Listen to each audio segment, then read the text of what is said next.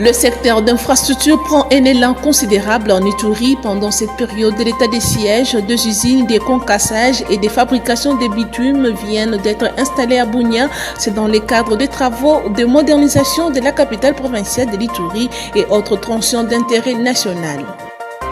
La Commission défense et sécurité de l'Assemblée nationale a présenté son rapport sur les auditions de membres du gouvernement concernant la situation sécuritaire de l'Est au président de la Chambre basse du Parlement, Vital Kamerhe. Merci de nous avoir choisis pour vous informer, mesdames et messieurs. Bienvenue dans cette session d'information. Dans l'actualité, la Commission défense et sécurité de l'Assemblée nationale a présenté son rapport sur les auditions de membres du gouvernement concernant la situation sécuritaire à l'Est de la République au président de la Chambre basse du Parlement, l'honorable Vital Kamerhe. Suivez cet élément. De la Commission défense et sécurité. Non, félicitations. Merci beaucoup. Merci. Ça, le travail vraiment des députés. Merci. Je suis très content. Merci. Le bureau de la Commission défense et sécurité de l'Assemblée nationale a remis le mardi 18 mars 2025 son rapport sur les auditions des membres du gouvernement en rapport avec la situation sécuritaire qui prévaut dans la partie est du pays suite à la violation de l'intégrité territoriale de la République démocratique du Congo par le Rwanda en soutien aux rebelles du M23. Ce rapport est le fruit d'un grand travail abattu urgemment par cette commission qui lui permet aujourd'hui d'éclairer la lanterne du bureau sur les différentes interventions du gouvernement pour faire face à cette guerre d'agression. Aujourd'hui, la commission défense et sécurité a tenu de venir remettre solennellement le rapport du travail que nous avons abattu presque pendant plus d'un mois. Nous avions auditionné 5 ministres, commençant par le vice-premier ministre, ministre de l'Intérieur, le vice-premier ministre, ministre de la Défense, Madame la ministre d'État, ministre des Affaires étrangères, et le ministre d'État, ministre du Budget, ainsi que le ministre des Finances. Nous avions fait ce travail en rapport avec la situation de l'insécurité, de la guerre qui nous a été imposée à l'est du pays. Et voilà, aujourd'hui, c'est les jours où ce travail, nous l'avons clôturé et il fallait remettre ça parce que c'est le bureau qui nous a donné ce travail. La suite est réservée aussi au volet, c'est le bureau qui saura la suite de ce rapport. Parce qu'on ne peut pas le divulguer, il faudra que ça soit exploité d'abord par le bureau. On pourra discuter de la question au cours de la plénière. Il faut noter que les membres de la Commission défense et sécurité étaient obligés d'écourter leurs vacances parlementaires afin de répondre à l'appel urgent du bureau de la Commission pour procéder à l'audition pendant plusieurs jours de quelques membres du gouvernement autour de la question sécuritaire à l'est du pays. Restons toujours à l'Assemblée nationale. Une délégation des élus de la province de la Chuapa a échangé avec le rapporteur de la Chambre basse du Parlement, l'honorable Jacques Njoli, où ils ont martelé sur les différents problèmes qui dérangent cette partie du pays. Suivez ce reportage signé Christian Lissoukou, encore une fois. La province de la Chuapa fait face à des défis de développement énormes, et ce dans tout le secteur de la vie. Pas de route ni d'infrastructures sociales de base. Le dossier relatif au programme de développement local de 145 territoires qui peinent à être exécutés dans la province. À cela s'ajoute la question de salaire des agents de l'État. Autant des dossiers qui ont poussé les élus de la Chuapa, réunis au sein de leur caucus, de venir rencontrer le rapporteur de l'Assemblée nationale, le professeur Jacques-Julien Singekeli, qui est lui aussi l'un des dignes fils de cette province, avec comme objectif de réfléchir ensemble sur les différentes pistes de solutions à proposer pour le sort de la province de la Chuapa. La délégation du caucus des élus de la Chuapa a été conduite par son président, le député national Célestin Ingelimba, qui a dévoilé à la presse l'objectif de la rencontre avec le porte-parole de la Chambre basse du Parlement. Dans le cadre aussi de la réunion des élus, du caucus des élus de la Chuapa, nous devrions certainement passer en revue toute la situation après les vacances parlementaires. Il y a eu beaucoup de choses que nous avons enregistrées et nous devrions certainement les voir pour échanger afin d'avoir une ligne de conduite, comment nous devons nous comporter durant la session, comment nous devons aussi gérer certaines tensions qui ont eu liées durant tout le temps de vacances dans notre province et surtout aussi voir la situation du développement de la province de la Tchouapa qui, jusque-là, nous pouvons dire marginalisée. Il y a les agents de l'État qui sont mal payés, il y a les routes qui sont encore à un état que nous pouvons nous imaginer, il n'y a pas de pont.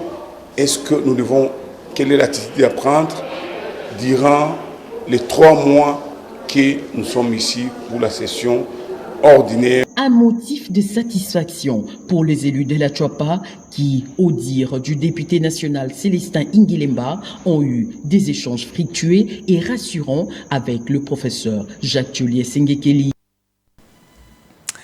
Changeons de chapitre, la République démocratique du Congo a été élue comme membre du comité exécutif de l'Association électorale d'Afrique centrale en tant que représentant de la sous-région lors de la 12e Assemblée générale de l'AAA et un reportage signé Ginelle Pézo. Suivez. En marge de cette réunion, le président Denis Kadima Kazadi a été désigné à l'unanimité par ce père de l'Afrique centrale comme président intérimaire chargé de mettre en place une association de commissions électorales d'Afrique centrale. Je représente la RDC à l'Assemblée générale de l'Association africaine des autorités électorales, dont la RDC est membre, bien entendu. On se rencontre annuellement pour échanger des expériences, tirer des leçons des uns et des autres, parce que vous savez, le continent tient une quinzaine d'élections, si pas une vingtaine d'élections par an, et ça permet justement d'apprendre les uns des autres. Et cette assemblée nous donne l'opportunité justement de discuter, d'apprendre les uns des autres. Et je dois dire ici que l'expérience de la RDC en 2023 a beaucoup inspiré les assises. Il y a beaucoup de recommandations qui ont été faites par les participants voulant justement émuler l'expérience de notre pays et nous en sommes très fiers. Au sein du comité exécutif de l'Association des commissions électorales d'Afrique centrale, la République démocratique du Congo jouera un rôle déterminant dans l'amélioration du processus électoral sur le continent en contribuant aux réformes électorales et aux échanges d'expériences entre commissions électorales africaines. Je l'annonçais dans le titre, le secteur d'infrastructure prend un élan considérable en Ituri et pendant cette période de l'état de siège, 2 usines de concassage et de fabrication de bitume viennent d'être installées à Bunia et c'est dans le cadre des travaux de modernisation de la capitale provinciale de l'Ituri et autres tronçons d'intérêt national. Le gouverneur militaire de l'Ituri, le lieutenant général Boyan Kachama Johnny, tient à féliciter l'entreprise Good News Africa qui a lancé l'essai de ces machines. Suivez ces détails. La stabilité de la situation sécuritaire en ville de Bunia et ses environs, à cette période de l'état des sièges, a amélioré les climats d'affaires et a attiré des entrepreneurs en Ituri. Pour lier l'utile à l'agréable, des gigantesques usines de production de bitumes et de concassage sont installées. L'une appartient à l'entreprise Mogabaon de l'opérateur économique Joseph Eli Akilimali, située à plus ou moins 100 km au sud de la ville de Bunia. Celle-ci se démarque par la modernisation de la voirie urbaine. L'autre, par contre, récemment implantée, est celle de l'entreprise Good News Africa, installée à Boudana. Nous sommes au groupement Tséré, une dizaine de kilomètres au nord-ouest de la ville. Elle a une capacité de produire 120 tonnes de bitume par heure. La cérémonie d'essai de ces machines a eu lieu le week-end dernier, en présence du directeur général de la dite entreprise, Baemou Kabassara Aurélien.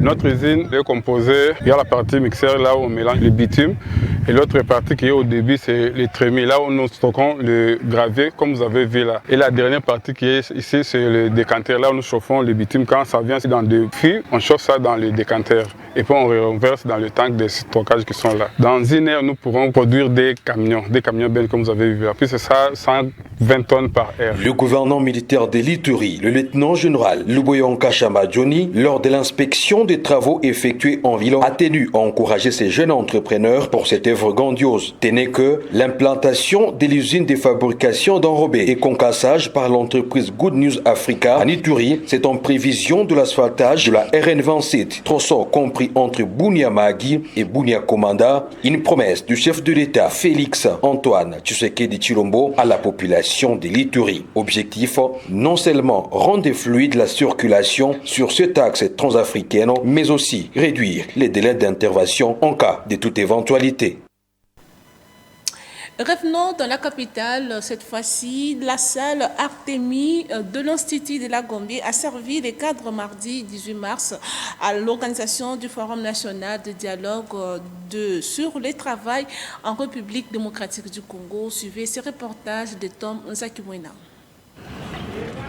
La République démocratique du Congo fait face à des défis majeurs en ce qui concerne le travail décent, un concept fondamental pour assurer le bien-être économique et social de la population. C'est dans ce cadre qu'il est important de créer un espace de dialogue constructif entre parties prenantes, à savoir les gouvernements, les syndicats, les organisations patronales, la société civile, les experts et les partenaires au développement, afin de définir une politique appropriée et efficace pour promouvoir le travail décent en RDC.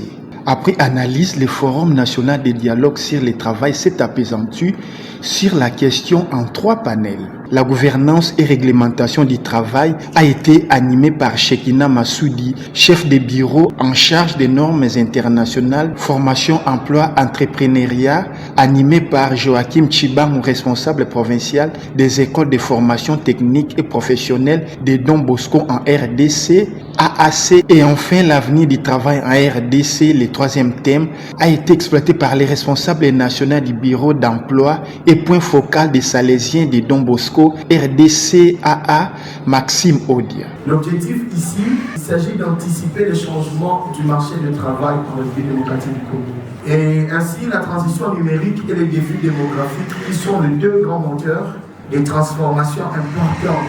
Alors, il s'agit ici d'identifier des stratégies pour une main-d'œuvre congolaise compétitive et adaptée. Il s'en est suivi les jets de questions-réponses pour éclairer la lanterne. Ce Forum national de dialogue sur le travail en République démocratique du Congo a réuni des fonctionnaires, des représentants du secteur privé et des syndicats vise la sensibilisation au principe du travail décent et de rejeter l'exploitation des groupes minoritaires, le travail forcé et le travail des enfants. Revenons sur cette information. La première ministre Judith Suminwa a tenu un meeting à la tribune du camp Nsinga en pleine ville de Kikwit devant la foule de milliers de personnes. Cette étape s'inscrit dans le cadre de sa tournée dans la province du Kikwit visant à mobiliser la population contre l'agression rwandaise. Suivez ces détails avec Junior Tendeli. La première ministre Judith Suminwa a tenu un meeting à la tribune du camp Nsinga en pleine ville de Kikwit devant une foule de milliers de personnes. Cette étape s'inscrit dans le cadre de sa tournée de la province du Kwilu visant à mobiliser la population contre l'agression rwandaise orchestrée par des supplétifs l'AFC M23. La chef du gouvernement a insisté sur la nécessité de défendre la patrie par tous les Congolais. Judith Suminwa a rassuré la population de Kikwit que le Congo restera indivisible. Elle a appelé les jeunes à intégrer les forces armées volontairement pour défendre la patrie. Oya liboso tolobi boy. Jeune nyonso tu oya yebi kaza elenge. Oya moni kaza na makasi po eza obligation te. Eza na base volontaire. Oya moni kaza na makasi okende ko bunda alinko sarole na armée eza na bakozi armée bazali pona ko accueillir bango. Ba oyo ba moni que po basalela mboka baza na moyen mususu akosala ekokozala ndenge tobandaki campagne ya effort de guerre bakoki mpe kocontribue biso tolobi boye gouvernement tozopesa makoki mpo tokende liboso guerre oyo tokoka koganye yango. Après Kikwit, Judith Suminwa se rendra à Kenge, chef-lieu de la province du Kwango, pour poursuivre sa mobilisation contre l'agression rwandaise. Son message reste centré sur l'unité nationale et la nécessité d'une mobilisation générale pour préserver l'intégrité territoriale du pays. Quittons la province des Kikwit cette fois-ci. Dans le Congo central, le tribunal des garnisons de Matadi a tenu une audience foraine sur le malfrat dans le cadre de l'opération Ndobo. C'était en présence du ministre d'État en charge de la justice et garde-sceaux, Constant Moutamba. Suivez ce reportage. C'est en présence du ministre d'État en charge de la justice et garde des Sceaux, maître Constant Moutamba Tungunga, et du gouverneur du Congo central, Grace Konga Masongi Bilolo, mais également du ministre provincial de la justice et droits humains, Edouard Sambansitou, qui est le tribunal militaire des garnisons de Matadi, siégeant en procédure de flagrance, juge plus de 64 présumés bandits urbains tombés dans les filets de la police nationale congolaise dans le cadre de l'opération Ndobo. Zéro Colonna initiée conjointement par la vice-primature de l'intérieur et sécurité et le ministère d'État en charge de la justice et garde des Sceaux. Au cours de l'audience foraine de ce lundi 17 mars, les 64 prévenus présentés par l'organe de la loi ont comparu devant la justice militaire du tribunal militaire des garnisons de Matadi, présidé par le lieutenant-colonel Joël Dikoko, assisté de major Peniel Pongo, dite major Bebeto. L'audience de ces jours a permis de procéder à l'identification des prévenus. Cette démarche de lutte contre la criminalité urbaine marque une volonté affirmée des autorités de rendre une justice plus rapide et accessible tout en envoyant un signal fort aux hommes sans foi ni loi. Signalons par ailleurs que l'opération Ndobo Zéro Colonna qui bénéficie de l'accompagnement sans faille du gouverneur du Congo central, grâce Konga Masongi Bilolo, en termes de moyens logistiques, ne s'arrête pas seulement à Matadi.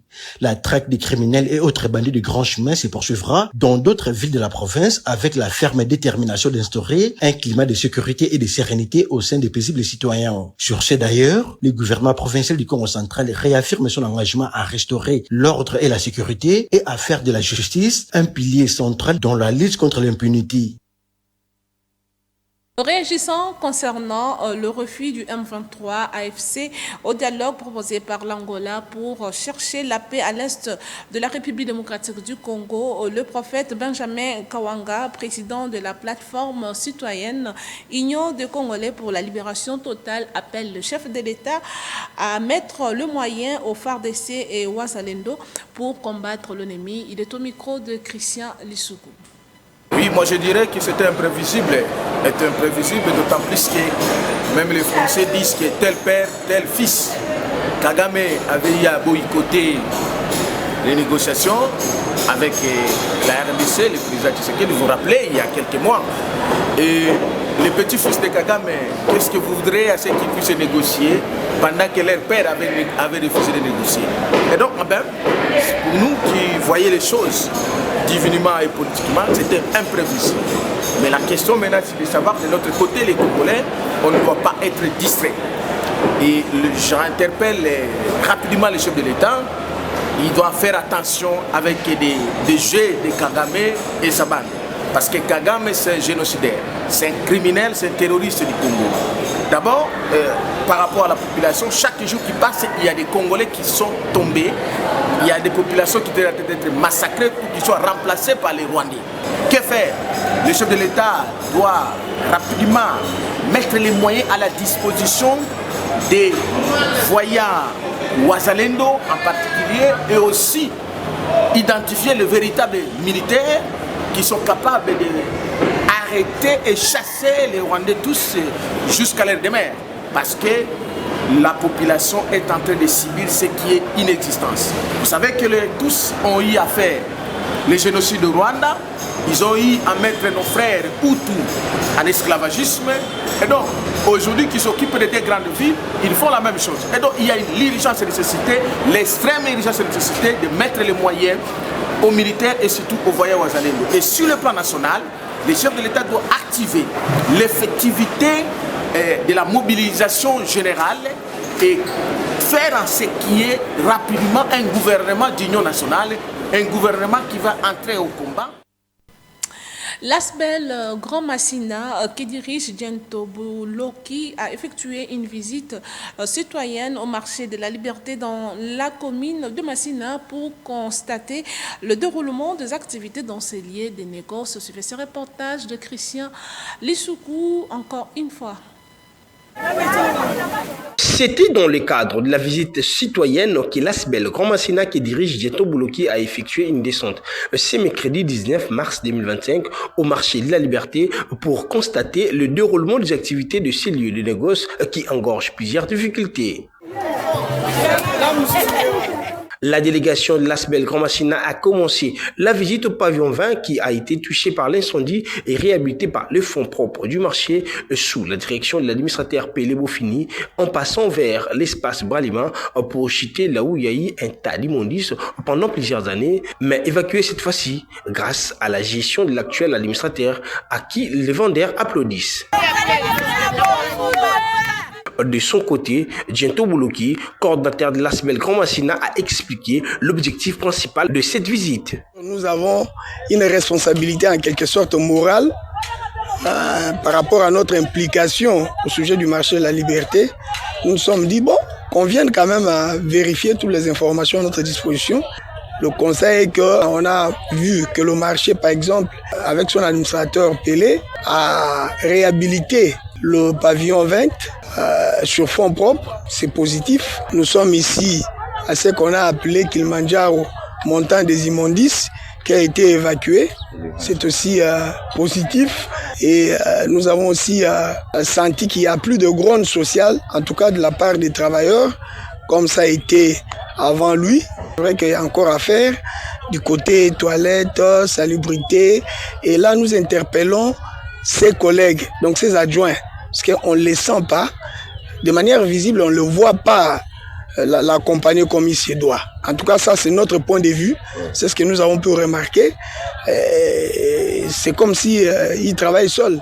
Il faut noter que l'ASBEL Grand Massina salue l'évolution du déroulement des activités au marché de la liberté et promet de revenir dans les jours qui viennent pour parler de l'intérêt de la commune de Massina avec le comité dirigeant du marché de la liberté conformément au texte de loi. Après une réunion d'évaluation de la sécurité de l'espace 31e région militaire avec ses collaborateurs, le général-major Mujinga Mij Timothée, commandant 31e région militaire et commandant en place, a reçu dans son cabinet de travail une délégation de l'inspection générale de FARDC venue présenter ses civilités. Suivez cet élément. Nous venons d'être reçus par le commandant région. Nous lui avons présenté d'abord les civilités et nous lui avons aussi parlé du but de notre mission ici à la 31e région militaire. Il n'y a pas que la 31e région militaire, il y a aussi le 34e qui est inclus, c'est-à-dire les gens de Walikale. Le but de notre mission, c'est faire le contrôle des inactifs.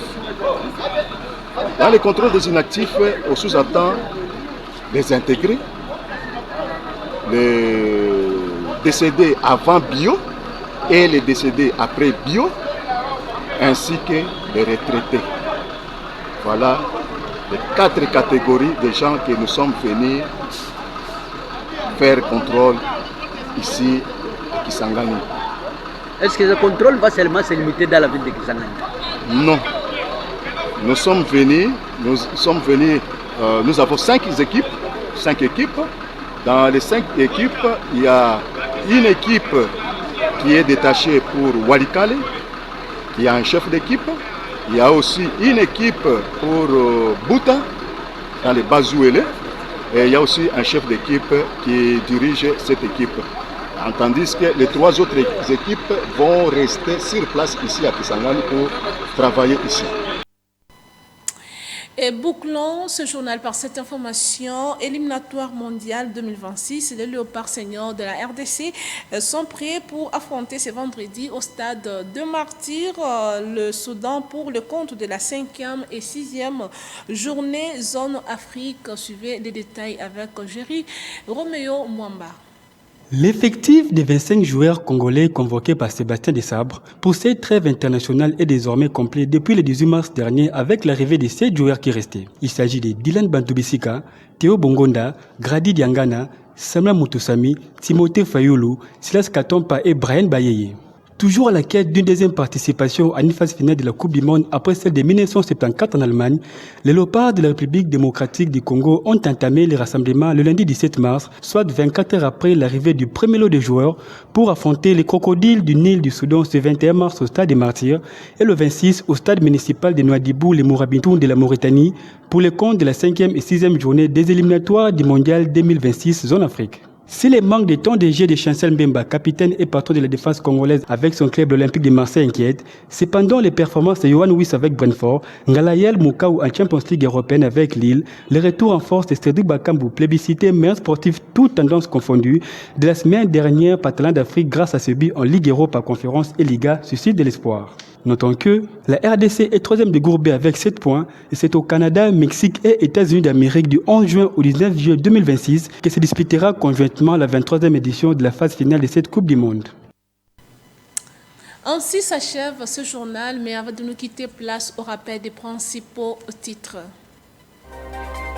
Vous venez de suivre dans ce journal, le secteur d'infrastructure prend un élan considérable en Ituri pendant cette période de l'état de siège. Des usines de concassage et de fabrication de bitume viennent d'être installées à Bunia et c'est dans le cadre des travaux de modernisation de la capitale provinciale de l'Ituri et autres tronçons d'intérêt national. Mais également, la Commission défense et sécurité de l'Assemblée nationale a présenté son rapport sur les auditions des membres du gouvernement concernant la situation sécuritaire de l'Est au président de la Chambre basse du Parlement, Vital Kamerhe. Et voilà, c'était là l'essentiel des titres. Merci pour votre attention. Un grand merci à toute l'équipe de la rédaction. Je vous retrouve très prochainement. Mais d'ici là, portez-vous bien.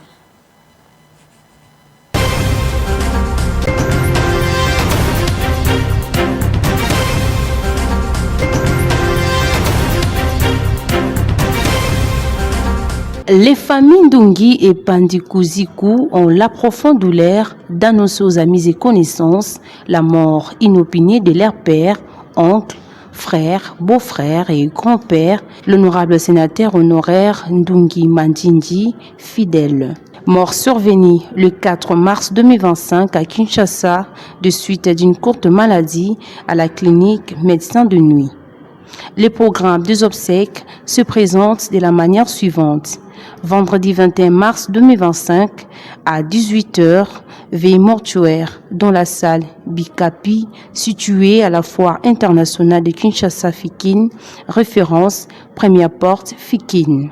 Samedi 22 mars, 9h30, levée du corps de la morgue du cinquantenaire, suivi de recueillement et dépôt des gerbes de fleurs. 11h30, départ pour l'inhumation à la nécropole 1 entre terre et ciel. 15h, bain de consolation en la salle Bikapi Fikine. Pour la famille Ndungi, ce communiqué tient lieu de faire part.